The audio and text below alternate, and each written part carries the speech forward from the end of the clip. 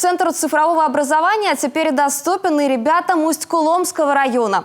Третий по счету в республике IT-Куб открыли в местной школе. Все благодаря нацпроекту образования. К слову, именно Усть-Куломский IT-Куб стал первым в Коме на базе образовательного учреждения.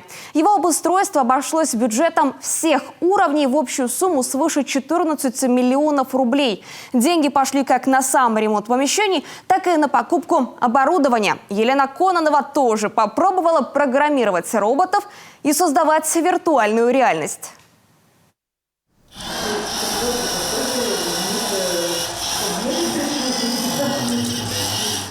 Первый куб, пожалуй, один из самых интересных направлений нового центра цифрового образования. Казалось бы, обычные железки, но они буквально оживают на глазах.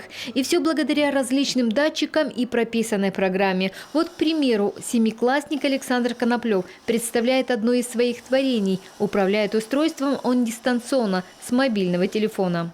Это, можно сказать, так скажем, тележка, она может ездить. Также тут есть датчик, который определяет расстояние между, например, бортиками. И можно программировать так, чтобы она отъезжала от бортиков, если подъезжает к ним слишком близко. Теперь ребята могут воплощать в жизнь самые невероятные инженерные задумки. От простых машинок до сложных манипуляторов, которые могут не только переставлять предметы, но и даже рисовать. Для детей, которые уже знакомы с робототехникой, это новые возможности. Помощь им новейшие ноутбуки и конструкторы. Сами наборы новые, это новые способы сборки, новые способы программирования, соответственно, новые языки программирования. И возможности, наверное, у этих конструкторов будут более широкие.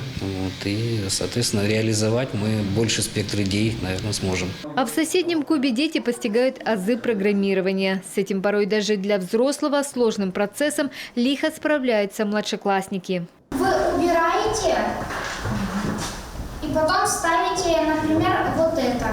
В этом же кабинете куб системного администрирования. Здесь уже старшеклассники изучают программное обеспечение, из чего состоит компьютер, разбирают его и собирают, учатся создавать локальную сеть, настраивать роутер, подключать интернет. Желающие попасть сюда уже выстроились в очередь. Чтобы комфортно было работать не только мне, но и детям. То есть у нас максимальное количество группы – это 12 человек, но групп может быть и 5, и 6, то есть вообще без проблем.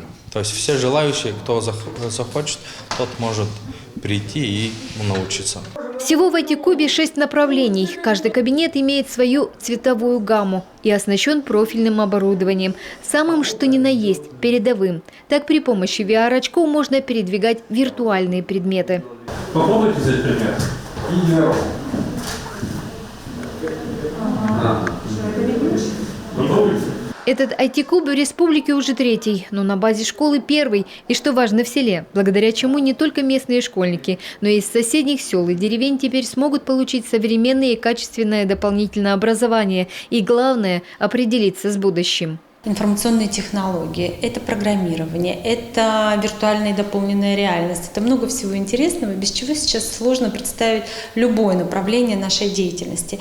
И, конечно, мы не только детей углубленно погружаем в эти процессы, в изучение, той же информатики, но мы их еще готовим к дальнейшему профессиональному самоопределению. В идеале такие центры должны быть в каждом крупном населенном пункте. Эта задача выполняется в регионе поэтапно. Сегодня IT-кубы уже действует в Сыктывкаре и в Ильгарте.